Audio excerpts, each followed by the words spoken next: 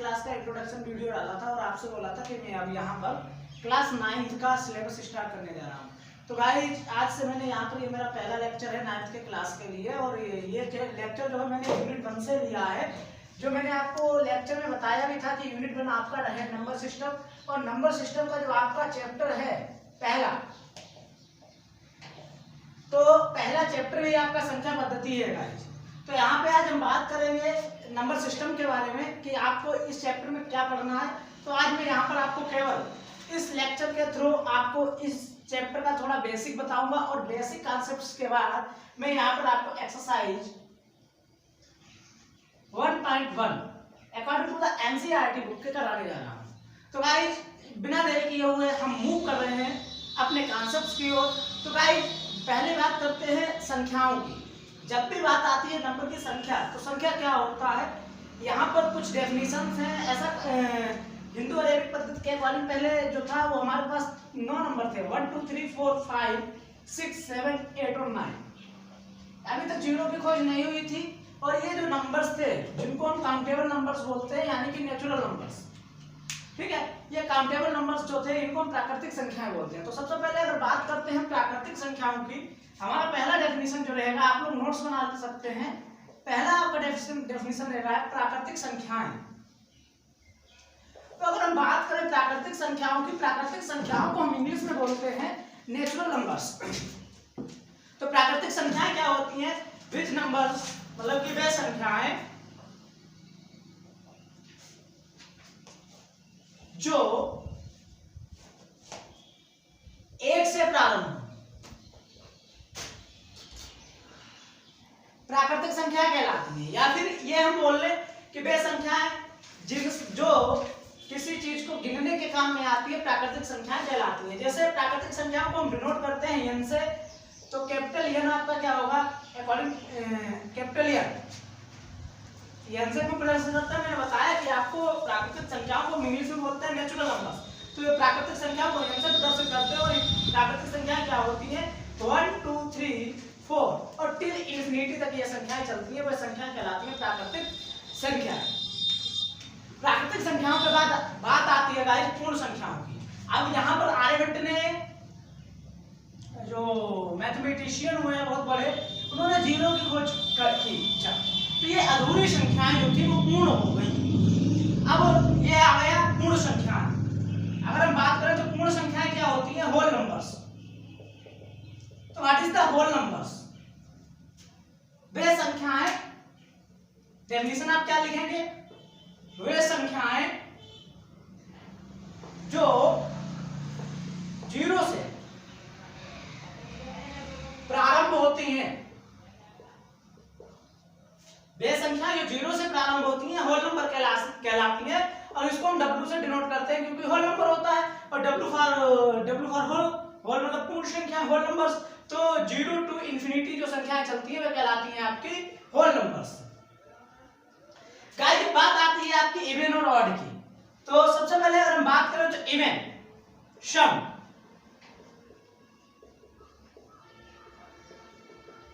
सम संख्याएं क्या होती हैं, इवन नंबर्स, वे संख्याएं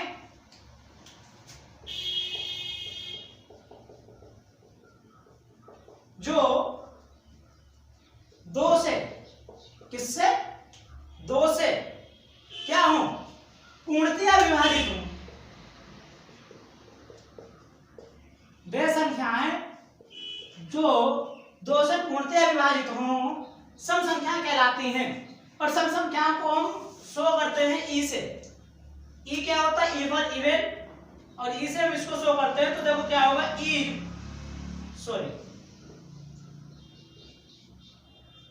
क्या होगा 2 4 6 8, और ये चलती रहेगी। या फिर सम संख्याओं को पहचानने के लिए हम एक और आइडेंटिफिकेशन बता रहा हूं आपको। अगर आपको पहचानना कोई बहुत सी बड़ी संख्या है जो आपकी सम है, अब क्वेश्चन आ जाएगा कि पहचाननी चाहिए संख्या सम होगी, तो आपको एक बात याद रखनी है, आइडेंटिफायर मार्क एटीएम में आप डाल लेना, या आप नोट पॉइंट में लिख लेना। क्या लिख लेना कि जिन संख्याओं के अंत में क्या हो, 0 हो, 2 हो, 4 हो, 6 हो और 8 हो, वे क्या होती हैं, सम संख्याएं कहलाती हैं।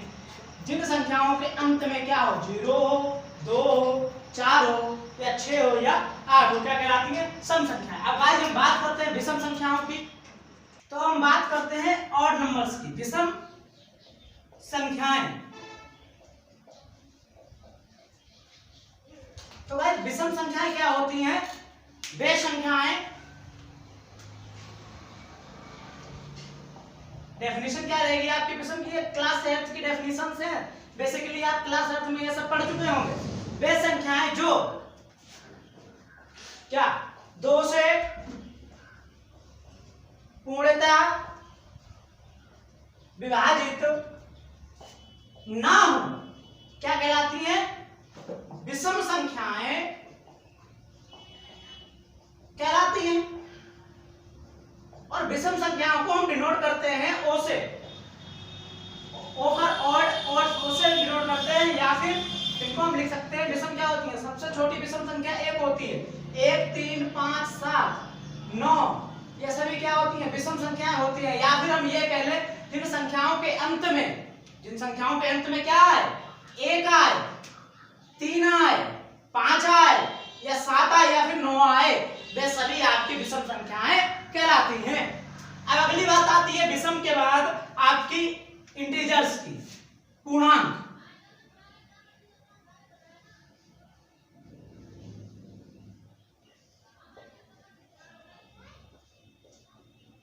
तो पूर्णांक क्या होते हैं, पूर्णांक की डेफिनेशन आप ये लिख सकते हैं, सभी पूर्ण संख्याएं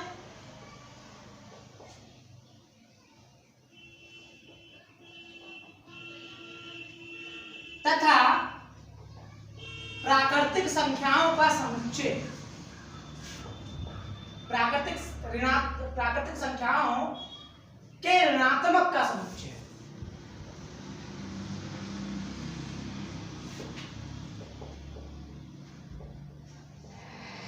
क्या कहलाता है, पूर्णांक कहलाता है। पूर्णांक की अगर हम बात करें आपकी इंटीजर्स की, तो इंटीजर्स आपके क्या होते हैं, सभी पूर्ण संख्याएं, मतलब कि वे संख्या, पूर्ण संख्याओं की बात अगर हम करें तो क्या आ जाएगा, वे संख्या जो 0 से प्रारंभ हो, यानी कि 0 से लेके इंफिनिटी तक सभी पूर्ण संख्याएं, तथा प्राकृतिक संख्याओं का ऋणात्मक। तो प्राकृतिक संख्याएं आपकी होती है 1 से, अब 1 के आगे माइनस लगा दो, यानी कि अगर हम बात करें कि पूर्णांक का अगर हम सेट में लिखें, थ्योरी में लिखें, तो कैसे लिखेंगे, देखो इंटीजर क्या होता है, इसको हम इंटीजर इसको बोलते हैं, तो इसको हम आई से भी प्रदर्शित करते हैं। और वैसे आप लोग अधिकतर पूर्णांक को जेड से प्रदर्शित किया हुआ देखते हैं। अब पूर्णांक को जेड से प्रदर्शित क्यों करते हैं, देखो पूर्णांक को जेड से प्रदर्शित इसलिए किया जाता है क्योंकि जर्मन भाषा में एक शब्द है जेहलीन, और जहल माने होता है जिसमें जहल शब्द का अर्थ होता है संख्या। तो पूर्णांक जो है इंटीजर जो होता है वो जहलीन, इसको जर्मन भाषा में जहलीन बोलते हैं। इसीलिए हम लोग पूर्णांक को कभी कभी आई से भी प्रदर्शित करते हैं और कभी कभी हम जेड से भी प्रदर्शित करते हैं। तो अगर आप बात करते हैं हम किससे प्रदर्शित करेंगे, तो मेरे लिए ज्यादा सुइटेबल मुझे लगता है, आप लोगों के लिए जो है वो सबसे ज्यादा सुइटेबल रहेगा आई। तो आई से प्रदर्शित करते हैं, तो पूर्णांक का अगर समुच्चय लिखेंगे तो minus infinity till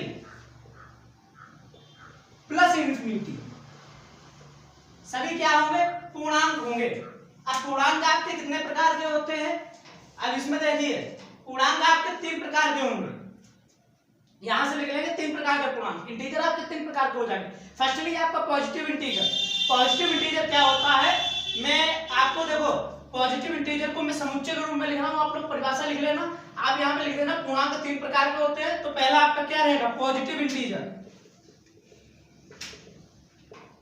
positive integer क्या होता है, सभी प्राकृतिक संख्याएं, यानी कि जिसको हम पॉजिटिव इंटीजर जो होते हैं, पॉजिटिव इंटीजर को हम प्रदर्शित किससे करेंगे, पॉजिटिव इंटीजर को हम प्रदर्शित करेंगे या तो प्लस आई से या फिर प्लस जेड से। Understand all of you.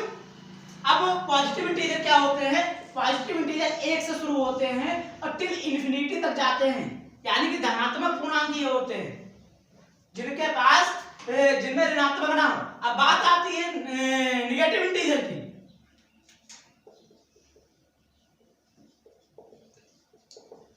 Negative integer क्या होते हैं? इनको हम प्रदर्शित करते हैं माइनस के आई से और या फिर माइनस के जेड से, क्योंकि मैंने बताया जेड से क्यों प्रदर्शित करते हैं, सामने आपके लिखा हुआ है, आप लोग समझ सकते हैं। ठीक है, अब आगे क्या होगा, इसको हम मतलब निगेटिव इंटीजर क्या होते हैं? ये सभी माइनस वाले जितने होते हैं ये सभी क्या होते हैं? Negative integer. अब तीसरा टाइप आता है इसमें नॉन निगेटिव इंटीजर, मतलब जो ना तो धनात्मक हो और ना ही ऋणात्मक हो, नॉन निगेटिव। तो नॉन निगेटिव में आपका आ जाता है, जो समुच्चय आता है वो सभी पूर्ण संख्याओं का समुच्चय आता है, वे आपका किस में आएगा? नॉन निगेटिव इंटीजर में आएगा। तो गाइस पूर्णांक को थोड़ा ध्यान से समझना है। पूर्णांक क्या होता है? सभी पूर्ण संख्याएं तथा प्राकृतिक संख्याओं के ऋणात्मक को हम पूर्णांक कहते हैं। ठीक है, पूर्णांक आपके तीन प्रकार के होते हैं। क्या होता है? पहला पॉजिटिव इंटीजर होता है, पॉजिटिव इंटीजर को हम प्लस आई से प्रदर्शित करते हैं। दूसरा क्या होता है? आपका निगेटिव इंटीजर होता है, निगेटिव इंटीजर को माइनस के आई से प्रदर्शित करते हैं। और आपका अंतिम होता है non negative integer. Non negative integer ऋणोत्तर पूर्णांक जिसे बोलते हैं हिंदी में, ऋणोत्तर पूर्णांक। तो क्या होगा? 0 कामा से माइनस के 0 से जो शुरू हो वे आपके नॉन निगेटिव इंटीजर। तो गाइस हम बात करते हैं जो आपका है प्राइम नंबर। प्राइम नंबर की ही बात करनी थी हमें पहले। तो प्राइम नंबर का क्या होगा? प्राइम को हम बोलते हैं अभाज्य। इसलिए बोला था कि मैंने इंग्लिश में लिख दिया था गाइस। ठीक है, अभाज्य संख्या है। अभाज्य संख्याएं क्या होती हैं? अकॉर्डिंग टू मी, मेरे अनुसार बहुत अच्छी डेफिनेशन है, जो खुद से कटे या खुदा से कटे। ध्यान देना,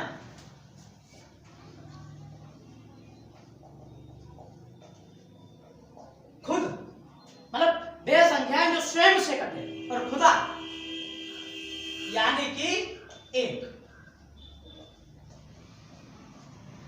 मतलब कि वे संख्याएं जो एक से कटे या स्वयं से कटे अभाज्य कहलाती है। मैंने बताया एक आपका क्या है? खुदा, यानी कि वे संख्या जो खुद से कटे या फिर खुदा यानी कि एक से कटे अभाज्य संख्या कहलाती है। यहां पे गाइस ये डेफिनेशन कॉमनली हर टीचर पढ़ाता है, और अकॉर्डिंग टू मी मुझे ये डेफिनेशन बेहतर नहीं लगती है। देखो, एक एक ऐसी संख्या है जो खुद से कट रही है और एक से भी कट रही है, लेकिन अगर इसकी और मतलब सही तो है डेफिनेशन, लेकिन अकॉर्डिंग टू मी ये 98% डेफिनेशन आपका सही है। 2% कहीं ना कहीं इसमें फॉल्ट है। और अगर मेरे अनुसार मैं अगर बात करूं अपने एक्सपीरियंस की, तो मुझे जो सबसे सही डेफिनेशन लगती है अभाज्य संख्याओं की वह ये होती है कि वे संख्याएं जो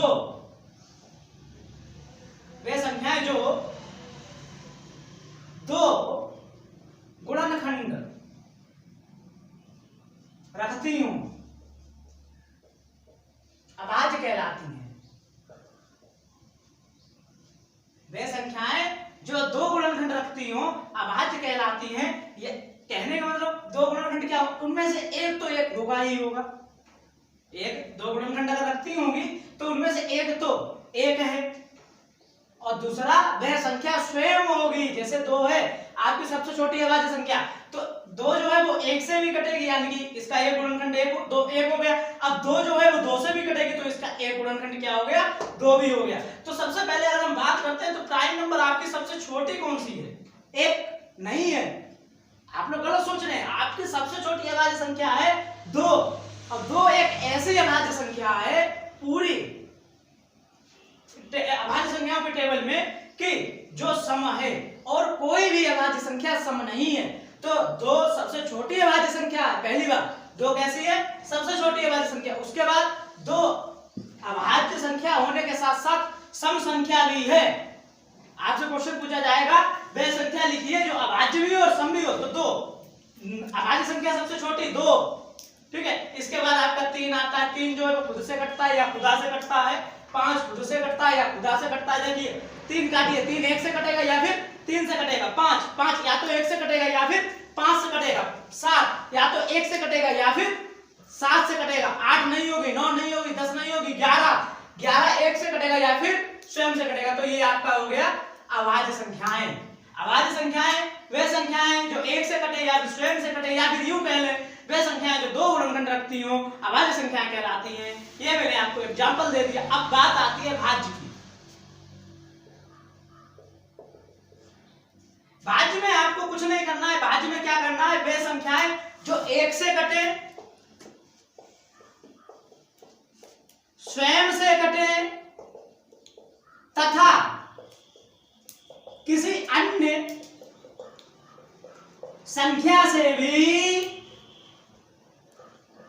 कटे, क्या कहलाती है, भाज्य संख्याएं कहलाती हैं। कंपोजिट नंबर कहलाती हैं आपकी। और कंपोजिट नंबर या फिर हम डेफिनेशन दूसरी बोले, वे संख्याएं जो 2 से अधिक गुणनखंड रखती हो। वे संख्याएं जो आपका 2 से अधिक गुणनखंड रखती होगी भाज्य संख्याएं कहलाती हैं। कंपोजिट नंबर आपका होता है सी से, और सबसे छोटी भाज्य संख्या आपकी होती है गाइस 4। आप कहेंगे कैसे सर, तो आपकी सबसे छोटी भाज्य संख्या अगर हम बात करें तो सबसे छोटी भाज्य संख्या क्या होती है आपकी 4 होती है। क्योंकि 4 एक ऐसी संख्या है जो 1 से भी कटती है, 2 से भी कटती है और स्वयं से भी कटती है। और मैंने क्या कहा, 1 से कटे, स्वयं से कटे, किसी अन्य संख्या से भी कटे, और वो अन्य संख्या क्या है आपकी 2 है। यानी कि इसके कितने फैक्टर हैं, 3 फैक्टर हैं। तो कंपोजिट नंबर आपके समझ में आ गया होगा। वे संख्याएं जो 1 से कटे, स्वयं से कटे तथा किसी अन्य संख्या से भी कटे, या फिर यूं बोल लें वे संख्याएं जो 2 से अधिक गुणनखंड रखती हो आपकी क्या कहलाती हैं, कंपोजिट नंबर्स कहलाती हैं। 4 है, ठीक है, 4 के बाद आपका 5 नहीं होगा, 6 है, 7 नहीं होगा, 8 है, 9 होगा और 10 होगा। इस प्रकार से आपके कंपोजिट नंबर्स गाइस चलते रहते हैं। अब guys now we are moving to main topic, rational numbers, परिमेय संख्याएं। तो हाँ गाइस, बात हम करते हैं परिमेय संख्याओं की। तो आपने क्लास 8 में पढ़ा होगा परिमेय संख्याएं क्या होती हैं। आपने पढ़ा है वे संख्याएं जिन्हें P/Q के रूप में लिखा जाए परिमेय संख्या कहलाती है। और Q आपका क्या ना हो, 0 ना हो। वे संख्याएं जिन्हें P/Q के रूप में लिखा जाए और Q आपका 0 नहीं होना चाहिए, तो वे सभी संख्याएं आपकी परिमेय संख्या कहलाती हैं। तो अब हम बात करते हैं कि परिमेय संख्याएं कौन कौन सी होंगी। तो अगर हम बात करें गाइस, तो देखो P/Q के रूप की अगर बात करें तो 1/2 क्या आपकी परिमेय संख्या है। तो हाँ है, क्योंकि P के रूप में है, Q के रूप में भी है। P/Q के रूप में है और P आपका क्या होना चाहिए, P and Q is also positive integer. तो P भी आपका पॉजिटिव इंटीजर है और Q भी आपका पॉजिटिव इंटीजर है। तो 1/2 आपकी परिमेय संख्या होगी। क्या 1/3 आपकी परिमेय संख्या है? ऑफ कोर्स है, क्योंकि P 1 है, Q 3 है और Q आपका 0 नहीं है। P और Q दोनों आपके पॉजिटिव इंटीजर हैं, तो आपकी ये परिमेय संख्या होगी। अब अगर हम बात करें 8, क्या आपकी परिमेय संख्या है? अब आप यहाँ पे ये चक्कर में पड़ेंगे कि 8 यार कैसे होगी, ये P/Q के रूप में नहीं है, लेकिन ये परिमेय संख्या होगी क्योंकि हम इसके बटे में अगर 1 मानेंगे तो देखो ये P/Q के रूप में हो गई। P आपका पॉजिटिव इंटीजर है और Q भी आपका पॉजिटिव इंटीजर है, अर्थात 1/2, 1/3, 8, 2, 4 जितनी भी संख्या ये हम लिखें जो आपकी पॉजिटिव इंटीजर हो, आपके P/Q के रूप में हो और Q आपका 0 ना हो, ठीक है, तो आपकी सभी क्या होंगी, परिमेय संख्या। अगर हम कहते हैं 2/0 क्या परिमेय है? नहीं है, क्योंकि यहाँ पर आपका Q जो है Q इक्वल टू 0 है और यही हमको देखना नहीं था कि आपका Q नॉट इक्वल 0 हो, तो ये आपकी क्या होगी, परिमेय संख्याएं होंगी। अब अगर हम बात करते हैं परिमेय संख्याओं के सेकेंड रूप की, क्योंकि आप लोग बड़े हो गए हैं तो आपको ये डेफिनेशन तो बहुत अच्छे से पता होगी, लेकिन अगर परिमेय संख्याओं की बात करें तो परिमेय संख्याओं को पहचानने के लिए 2 नोट बिंदु आपके होने चाहिए याद आपको, और बहुत ही इंपॉर्टेंट है ये पॉइंट, आपको अगर ये पॉइंट नहीं एटीएम पता है तो आपको इन चीजों पे ध्यान देना पड़ेगा। पहला एटीएम आपका होता है कि इस स्थिति में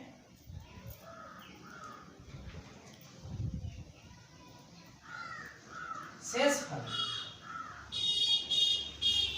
0 हो जाना चाहिए। और ये कौन सी स्थिति होगी?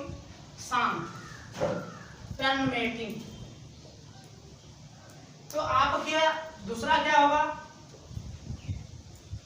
दूसरा आपका होगा अशांत आवर्ती। इस स्थिति में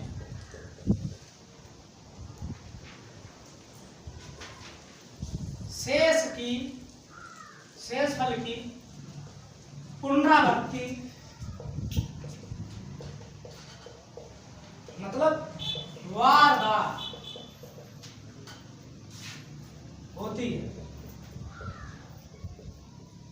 देखो ये होता है आपका अशांत और आवर्ती, मतलब कि नॉन टर्मिनेटिंग बट रिपीटिंग। अगर आपका संख्या टर्मिनेटिंग है, शांत है, एक जैसे 1/2 पहली कंडीशन का उदाहरण है। 1/2 कैसे टर्मिनेट हो जाती है, शांत कैसे होती है? 2 से जरा 1 को भाग दीजिए, यहाँ पे 0.05 यानी कि आपका शेषफल क्या मिला? 0 मिला, यानी कि संख्या आपकी क्या हो गई? शांत हो गई। तो ये आपकी परिमेय संख्या होगी। 1/2 आपकी परिमेय संख्या होगी। लेकिन इस स्थिति में क्या होगा? इस स्थिति में आपको ध्यान देना है, इस स्थिति में शेषफल की पुनरावृत्ति बार बार होगी। जैसे 1/3 है आपका, 1/3 आपकी परिमेय है क्या है? आप कहते हैं p बटे q के रूप में, q 0 नहीं है तो आपकी परिमेय होगी। लेकिन ये कॉन्सेप्ट आपका अगली वर्ष 10th में जाएगा, तो इसीलिए मैं यहीं पर बेसिक में क्लियर करा दे रहा हूँ। आप लोग यहाँ पर क्लियर करके जाएंगे तो 10th में आपको कोई प्रॉब्लम नहीं होने वाली है। ये आपको वहां पर 10th में पढ़ने को मिलेगा कि वास्तविक संख्या और उनके प्रसार क्या होंगे। लेकिन मैं यहाँ पर आपको परिमेय संख्याओं को पहचानने में बताया दे रहा हूँ कि आप और किस तरीके से परिमेय संख्याओं को पहचान सकते हैं। तो 1/3 है बच्चों, 1/3 है, 3 से 1 को भाग दीजिए, जरा 0 लगाइए, दशमलव बढ़ाइए, 3 3 9, 1 बचेगा, फिर से 3 3 9, फिर से 1 बचेगा। देखिए शेषफल बार बार आ रहा है। शेषफल क्या है? बार बार आ रहा है। और मैंने क्या कहा कि इस स्थिति में जब शेषफल बार बार आए, शेषफल क्या बार बार आए, तो आपकी क्या होगी? तो वह आपकी संख्या परिमेय संख्या होगी। और हम इनके यहाँ पे क्या लगा देंगे? बार, क्योंकि ये 3 आपका बार बार रिपीट हो जा रहा है। ये ऊपर काहे का चिन्ह होता है गाइस? ये बार का चिन्ह होता है। ये हम इसलिए लगाते हैं क्योंकि ये इंगित करता है, ये हमको दर्शाता है कि ये संख्या बार बार आ रही है। और जब आपका बार लगा हो, ये आपको कह देगा क्या 0.33 परिमेय संख्या है, ऊपर लगा दिया बार, तो आप कहेंगे हाँ परिमेय संख्या है, क्योंकि 3 आपका बार बार रिपीट हो रहा है। आपसे पूछा जाएगा कि क्या 0.5 परिमेय संख्या है, तो आप कहोगे हाँ 0.5 परिमेय संख्या है, क्योंकि यहाँ पर 5 के बाद ये संख्या शांत हो जा रही है। ठीक है गाइस, तो ये कुछ परिमेय संख्याओं का कॉन्सेप्ट था। अब हम बात करते हैं अपरिमेय की। आपका अपरिमेय क्या होता है? तो guys now we are moving to अपरिमेय संख्याएं। ठीक है, ये अपरिमेय को बोलते हैं इरेशनल। तो गाइस जब हम बात करते हैं अपरिमेय संख्याओं की, अपरिमेय को हम बोलते हैं इरेशनल नंबर्स। अपरिमेय संख्याओं की डेफिनेशन आपकी क्या होगी? वे संख्या जिन्हें p बटे q के रूप में ना लिखा जा सके, आपकी क्या कहलाएंगी? अपरिमेय संख्याएं कहलाएंगी। जैसे आपका √2 है, पाई है। बहुत ज्यादा क्वेश्चन ये पूछा जाता है कॉम्पिटिशन्स वगैरह में कि पाई कैसी संख्या है, पाई कैसी संख्या है। तो आप हमेशा याद रखना पाई अपरिमेय संख्या है। कैसी संख्या है? अपरिमेय। लेकिन पाई का मान क्या होता है? आप कहेंगे सर पाई का मान 22/7 होता है। अब पाई का मान 22/7 होता है तो p बटे q के रूप में है सर। लेकिन गाइस ये बात आपको पता होना चाहिए कि इसका पाई का अप्रॉक्स मान होता है, लगभग में, एग्जैक्ट वैल्यू नहीं है पाई का।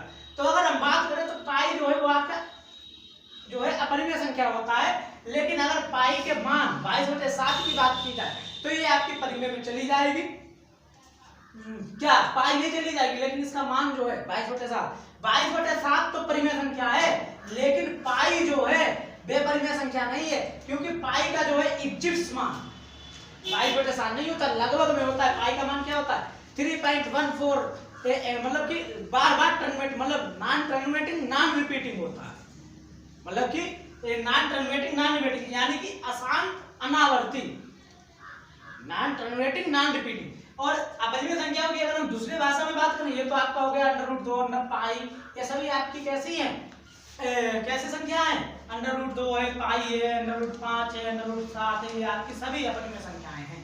अगर अपरिमेय संख्याओं को पहचानने की बात करें एटीएम की, जैसे कि मैंने आपको उसमें बताया था परिमेय संख्याओं में, तो एटीएम आपका क्या होगा, इस स्थिति में शेषफल की पुनरावृत्ति नहीं होती है। इस स्थिति में क्या होता है, इस स्थिति में शेषफल जो होता है वो बार बार नहीं आता है, उसकी पुनरावृत्ति नहीं होती है, शेषफल की पुनरावृत्ति नहीं होती है। शेषफल की जब पुनरावृत्ति नहीं होती है तो क्या होता है, ये आपका अपरिमेय संख्याएं कहलाती हैं। समझ में आई बात। जैसे अब आपको ये उदाहरण दे देते 3.14 या 1.414, ये क्या है, 4 आ रहा है, फिर 1 आ रहा है, फिर 4 आ रहा है, फिर 1 आएगा, और इस प्रकार से ये किसका मान होता है, √2 का। तो ये क्या होता है, ये आप सभी आपकी क्या होती है, अपरिमेय संख्या होती है। तो गाइस अपरिमेय संख्या का कॉन्सेप्ट क्लियर हुआ। तो ये आपका इतना बेसिक हुआ। अब गाइस हम आपको क्लास 9th की 9वीं की गणित की एक्सरसाइज 10.1 आपको करवा रहे हैं। एक एक क्वेश्चन लिखकर आप लोग ध्यान से एक्सरसाइज को कीजिए। तो गाइस एक्सरसाइज 1.1 जो आपके एनसीईआरटी बुक के अकॉर्डिंग है, उसका पहला क्वेश्चन है, क्या 0 एक परिमेय संख्या है, क्या इसे p/q के रूप में लिख सकते हैं, जहां कंडीशन दी है p और q पूर्णांक है, q बराबर नहीं है 0 के। तो गाइस 0 को p/q के रूप में लिख सकते हैं। तो लिखो, इसका आंसर देखो क्या होगा, मैं भी समझा रहा हूं। इसका आंसर आपका है तो क्या रहेगा, आप लिखेंगे क्या, हाँ 0 एक परिमेय संख्या है, 0 क्या है, परिमेय संख्या है, क्या इसे p/q के रूप में लिख सकते हैं, हाँ 0 को p/q के रूप में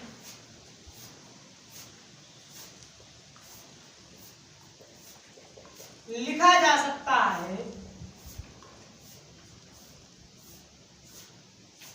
जैसे क्या होगा, देखिएगा 0/1, 0/8। अब देखिए p और q दोनों क्या थे, पूर्णांक थे। 0 पूर्णांक है आपका, हाँ है। 1 आपका पूर्णांक है, हाँ है। 1 0 तो नहीं है, नहीं है। 0 आपका पूर्णांक है, 8 आपका पूर्णांक है, q 0 यानी कि 8 0 तो नहीं है, नहीं है। तो बस ये आपका आंसर हो गया। अब आप इसको इतना अगर हल करेंगे तो आपका पहला क्वेश्चन हो जाएगा, क्या 0 एक परिमेय संख्या है, आप आंसर लिखेंगे, हाँ 0 एक परिमेय संख्या। क्या इसे p/q के रूप में लिख सकते हैं, हाँ इसे p/q के रूप में लिख सकते हैं। उदाहरण आप दिखा देना, बस आपका ये क्वेश्चन हो जाएगा। ठीक है, now we are moving to second question. Second question आपका क्या है, सेकंड क्वेश्चन में लिख रहा हूं पहले और फिर आपको समझा रहा हूं।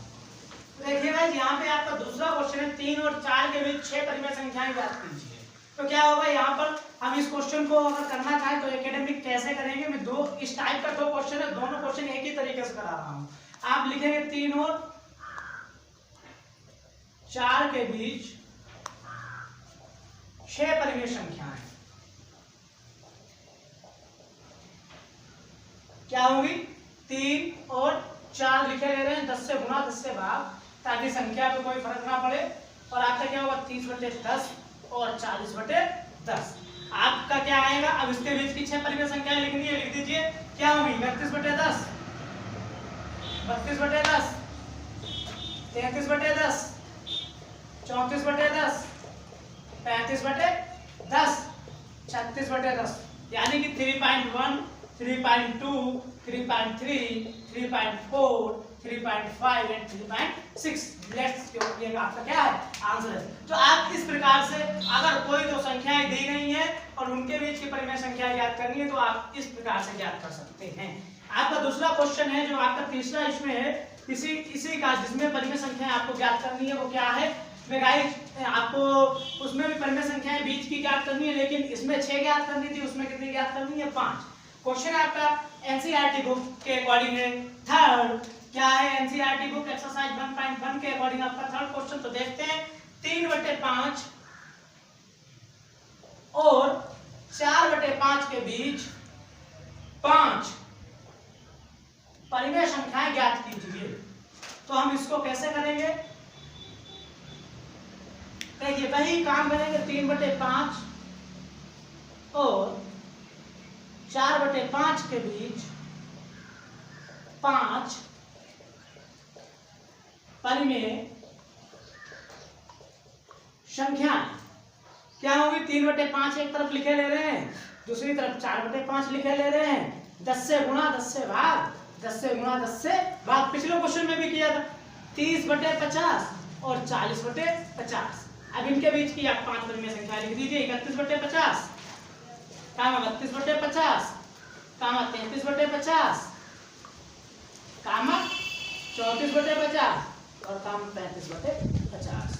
तो ये आपकी हो गई 30 और 30/5 और 40/5 के बीच की 5 परिमेय संख्याएं।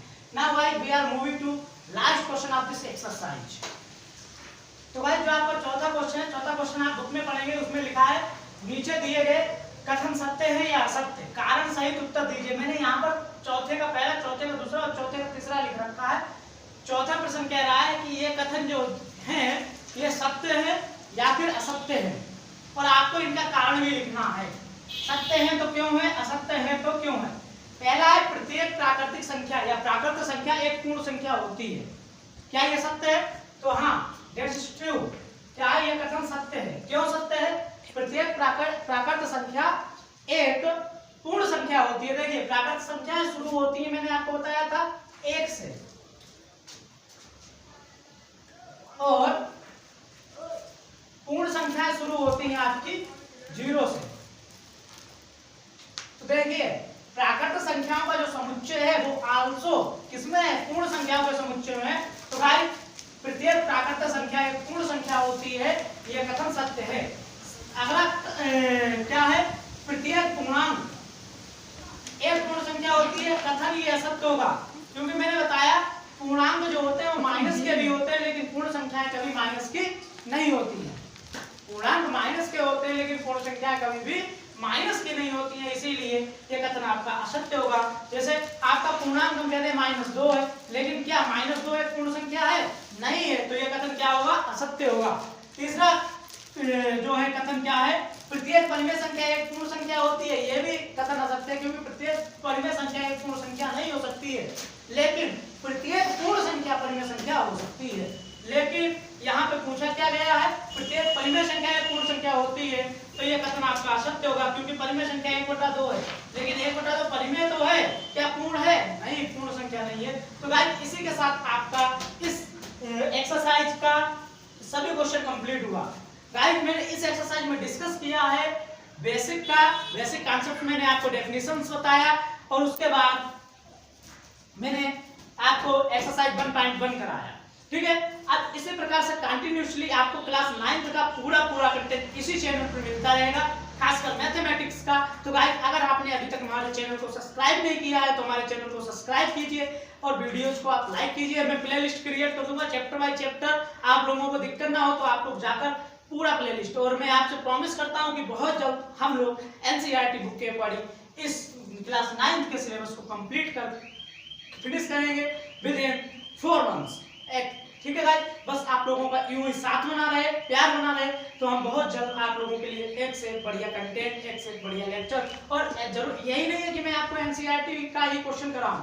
आप लोगों को अगर कोई किसी भी बुक से आप पढ़ रहे हैं, आपको अगर कोई प्रॉब्लम होता है, अगर आप 9th के स्टूडेंट हैं, देन अगर आपको किसी भी क्वेश्चन में सोल्यूशन नहीं मिल रहा है, अगर आपको प्रॉब्लम हो रहा है, तो आप हमसे कांटेक्ट कीजिए। आप हमको व्हाट्सएप से कांटेक्ट कर सकते हैं। हमारा फेसबुक पेज है स्टडी विद कुछ क्लासेस करके, उस पर आप जाकर उस पेज को लाइक कीजिए, फॉलो कीजिए, या फिर आप हमको इंस्टाग्राम पर भी फॉलो कर सकते हैं। mathslover09 हमारा इंस्टाग्राम का आईडी है।